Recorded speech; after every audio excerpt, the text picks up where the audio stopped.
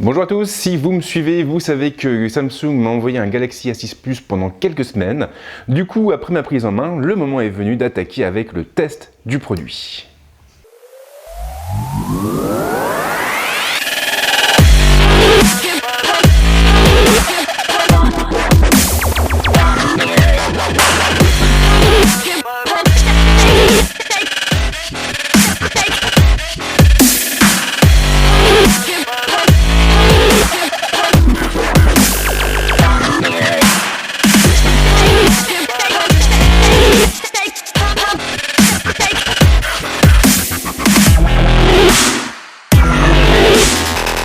Si vous connaissez un petit peu Samsung, alors vous savez sans doute que le constructeur a toujours eu la main un petit peu lourde au niveau des smartphones.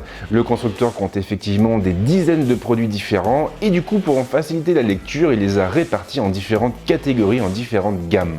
Les Galaxy A ou Galaxy Alpha, c'est selon, se positionnent à mi-chemin entre le milieu et le haut de gamme. L'idée c'est effectivement de proposer des prestations premium sur des appareils proposés à un prix relativement contenu. Le Galaxy A6 Plus s'inscrit pleinement dans cette dynamique sans pour autant aller aussi loin que le Galaxy A8 que j'ai aussi pu tester dernièrement. En effet, ce smartphone est nettement moins puissant, mais il est également proposé à un prix un peu plus doux, un prix qui le situe plus ou moins autour des 349 €. Dans ce test, nous allons aborder pas mal de points différents. On va évidemment commencer par rebondir sur le design et l'ergonomie du téléphone, et puis ensuite on s'intéressera à son écran, à son processeur, à son autonomie et également à son modem. Par la suite, nous parlerons de son capteur photo, et puis on terminera avec les fonctions propres à la surcouche du constructeur.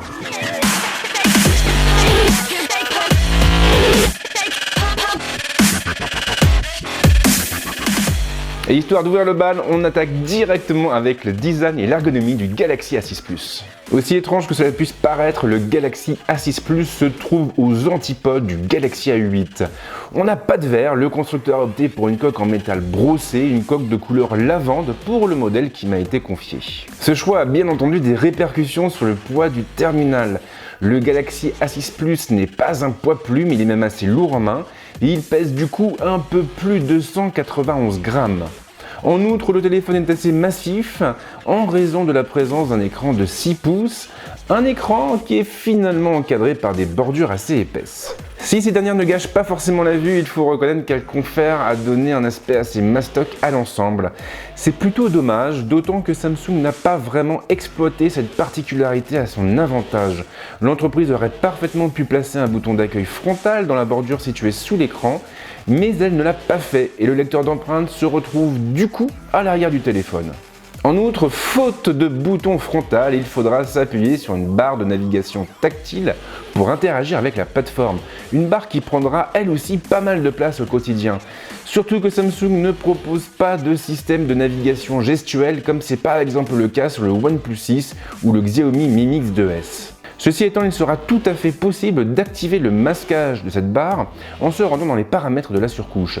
D'ailleurs, on pourra aussi modifier la couleur d'arrière-plan de la barre ou encore la disposition de ses touches tactiles. Pas de gros changements pour le reste de l'ergonomie, les deux boutons du volume sont placés sur la tranche gauche et les trappes ont été placées un peu plus bas.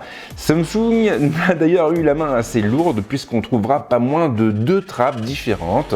La première pour la première carte SIM et la seconde pour la seconde carte SIM et la carte micro SD. Une fois encore, c'est un choix assez curieux dans la mesure où le Galaxy A8 n'était équipé que d'un seul slot. Et dans ce slot, on trouvait les deux emplacements pour les cartes SIM, mais également l'emplacement pour la carte micro SD. Il faut donc croire que Samsung a décidé de revoir en profondeur l'agencement des composants de son téléphone. Le bouton de mise sous tension se trouve de l'autre côté sur la tranche droite, en dessous du haut-parleur. Car en effet, depuis le Galaxy A5 et le Galaxy A7 de 2017, Samsung a pris l'habitude de placer le haut-parleur des téléphones de cette gamme sur la tranche et c'est plutôt une bonne chose puisque nos paluches ne recouvriront du coup pas sa grille lorsque nous tiendrons le terminal à l'horizontale pour regarder des vidéos par exemple. Les connecteurs se trouvent sur la tranche inférieure et si Samsung n'a pas fait l'impasse sur la prise casque, et c'est tant mieux, la firme a eu la mauvaise idée de faire l'impasse sur le connecteur USB type C et d'opter de ce fait pour une prise de format micro USB. Pour moi, c'est vraiment dommage. Puisqu'on en est à parler des choses qui fâchent, on peut également parler de ces disgracieuses languettes en plastique situées à l'arrière du terminal. La firme a fait le choix curieux de les étendre vers l'intérieur de la coque et on ne peut pas dire que ce soit un choix très heureux sur le plan esthétique. J'en avais déjà parlé lors de ma prise en main, mais en ce qui me concerne, j'aurais vraiment préféré voir ces languettes collées contre les bordures supérieures et inférieures du terminal, à l'image de ce que proposait OnePlus sur le 5T et sur le 5. Alors arrivé à ce stade, vous pensez peut-être que le Galaxy A6 Plus était un flop.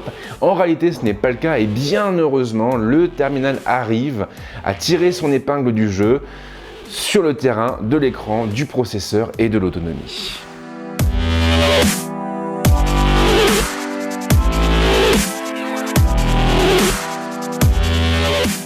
Et le hasard fait visiblement bien les choses car le moment est justement venu d'aborder toutes ces questions.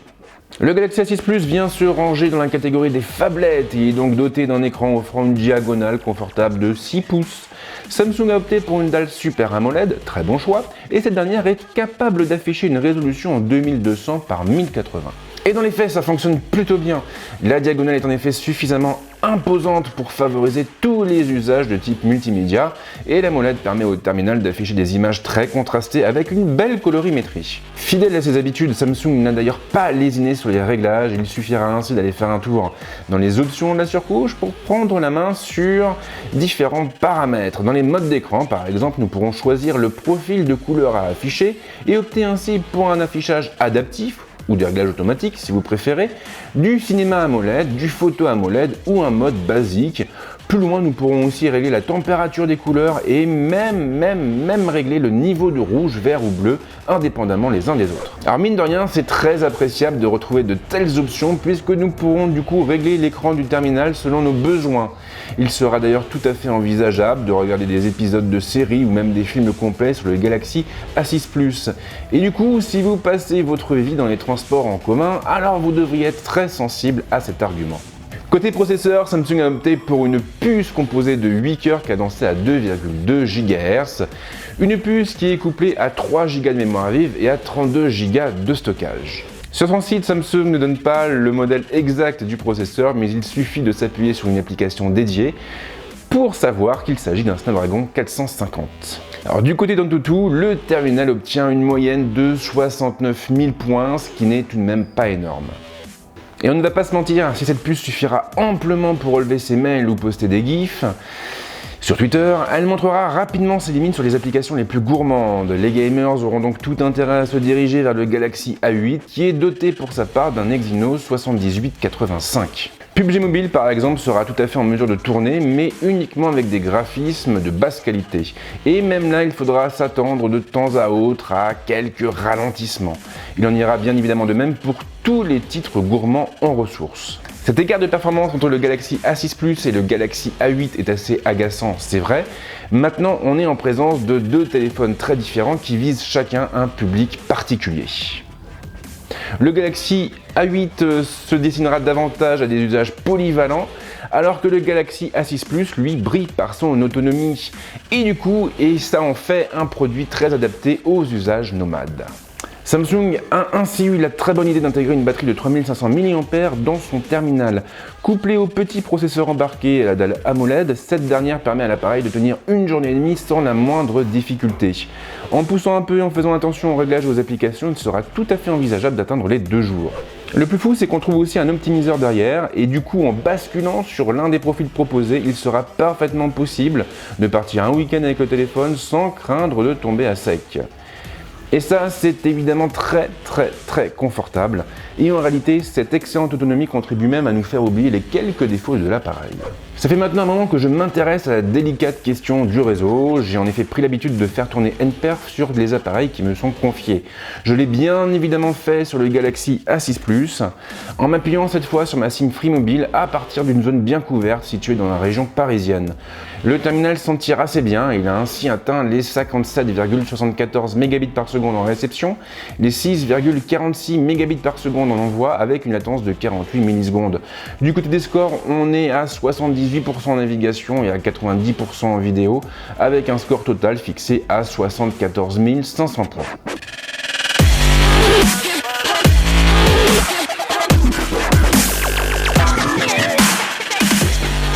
Nous sommes de plus en plus nombreux à prendre des photos avec notre smartphone et si c'est votre cas, vous vous demandez bien évidemment ce que vaut le Galaxy A6 Plus sur ce terrain. Et bien justement, on va en parler dès maintenant. Le Galaxy A6 Plus rappelle inévitablement le Galaxy S9 Plus de dos. Comme lui, il hérite en effet d'un module photo double composé de 2 capteurs et de 2 optiques empilés les uns sur les autres. Samsung n'a d'ailleurs pas boudé ses efforts de ce côté puisque le module arrière regroupe un capteur de 16 millions de pixels et un second capteur de 5 millions de pixels. L'optique principale ouvre à un œuf et à l'avant bien sûr on retrouve un capteur de 24 millions de pixels accompagné d'une optique dotée de la même ouverture. Les résultats, eux, dépendent principalement du contexte lumineux. Quand la lumière est là, tout va et le terminal est capable de prendre de belles photos avec un piqué et un contraste assez marqué. Bien sûr, il est très loin d'égaler le Galaxy S9 Plus, mais le rendu reste des plus corrects. En revanche, lorsque la lumière commence à manquer, la qualité des clichés se dégradera subitement. Si des artefacts ne manqueront pas d'apparaître dans les coins les plus sombres de l'image, le Galaxy A6 Plus aura également tendance à produire des clichés assez flous, ce qui témoigne d'un problème au niveau des vitesses. Le seul moyen de compenser cette perte de qualité sera donc de placer le terminal sur un trépied, ce qui n'est pas très pratique. Et encore, même là, il faudra composer avec un traitement logiciel des plus disgracieux. Pour limiter l'apparition d'artefacts, ou tout du moins les rendre moins visibles, le téléphone aura la fâcheuse tendance à lisser les photos et du coup à perdre tous leurs détails. En vidéo, le résultat est aussi mitigé. Le Galaxy A6 Plus ne pourra pas dépasser le 1080p et il faut avouer que c'est assez décevant pour un appareil orienté milieu de gamme. Pire, la mise au point semble aussi poser problème et en filmant, nous verrons très souvent apparaître comme des saccades en déplaçant l'appareil. En réalité, elles sont provoquées par le système autofocus. Ce dernier aura tendance à pomper à chaque mouvement sans raison valable. Le seul moyen de régler le problème sera donc de basculer sur une mise au point manuelle et de tout régler à la main. La qualité des vidéos dépendra une nouvelle fois de la lumière ambiante et là, pas de surprise, on retrouve exactement les mêmes limitations qu'en photo. Bon point en revanche, le système de stabilisation n'est pas mauvais, il sera capable de supprimer la plupart de nos micro-mouvements. Quant à la caméra frontale, elle s'en sort plutôt bien, elle pourra même obtenir de bons résultats, du moins lorsque la lumière est au rendez-vous. L'application ne change pas et elle s'aligne ainsi sur celle du Galaxy A8. Elle profite donc d'une interface minimaliste et on retrouve tous les modes de vue et options habituelles, à commencer par le mode de mise au point direct. Grâce aux 2 capteurs composant son module photo principal, le téléphone sera tout à fait en mesure de générer des flous d'arrière-plan. Alors bien sûr, ces derniers seront très loin d'être aussi doux et homogènes que ce que l'on peut obtenir avec un plat format et une optique fixe à grande ouverture, mais ils s'en tireront assez bien quand même. Le son, lui, est loin d'être exceptionnel. Alors c'est vrai que le haut-parleur est capable de restituer un son puissant, mais ce dernier manque cruellement de basse et part de ce fait beaucoup trop dans les aigus. Le connecteur jack fait assez bien le job pour sa part, mais le rendu est parfois un peu brouillon. Du coup, eh bien, les mélomanes resteront clairement sur leur faim.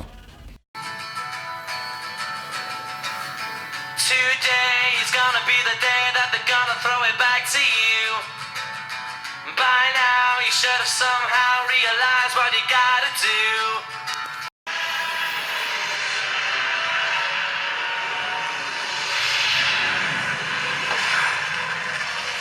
Cyril, tu m'entends? Je sais que t'es là-dedans. Reprends le dessus. Elle ne t'entend pas. Toi et moi contre lui. Qu'est-ce que t'en dis? Tout ce que je veux, c'est la gamine. Pour tuer Gorom, il faut tuer la gamine. Mais moi, je m'en fous de le tuer. Laisse-moi passer. We'll all feel better once this is over, once we get Drake. I will never feel better. You want out? You want to walk away? Clean? You got to cut ties with everybody who knows who you are. I heard you have a bar hearing coming up. John Mox got a hard-on for getting me this part. Angela, you're real radioactive around here these days. Terrell, you want me to bury the records. If they never match your gun, they may not trace any of this back to you.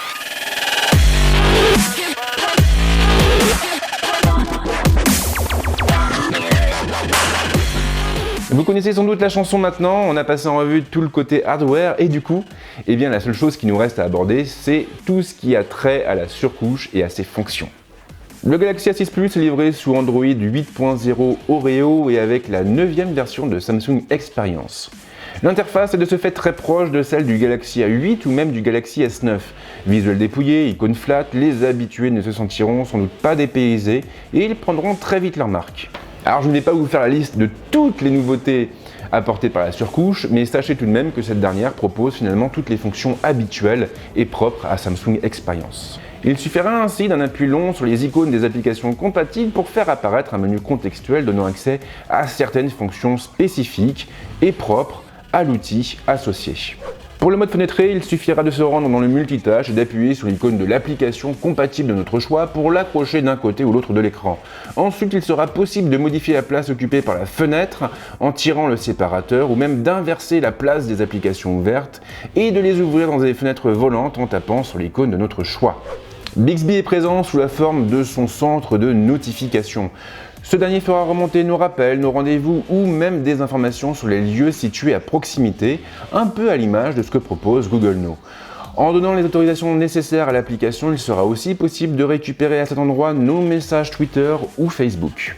Plus intéressant, le Galaxy A6 Plus est livré avec Samsung Pay et donc avec la solution de paiement mobile de la marque. Une fois la carte bleue enregistrée, il suffira de tirer l'écran du bas vers le haut pour faire apparaître l'application et pouvoir procéder à nos paiements. Pour l'avoir testé lors de la soirée de lancement du Galaxy S9 et du Galaxy S9 Plus, je peux vous dire que Samsung Pay est vraiment pas mal. Et son atout principal, c'est bien évidemment d'être compatible avec tous les terminaux de paiement fonctionnant sous NFC. Concernant la biométrie, l'appareil ne fait pas non plus les choses à moitié. En plus de la reconnaissance par empreinte digitale, on trouve aussi un système de reconnaissance faciale. Attention cependant, car ce dernier n'est pas très sécurisé, il sera du coup préférable de ne pas trop compter dessus.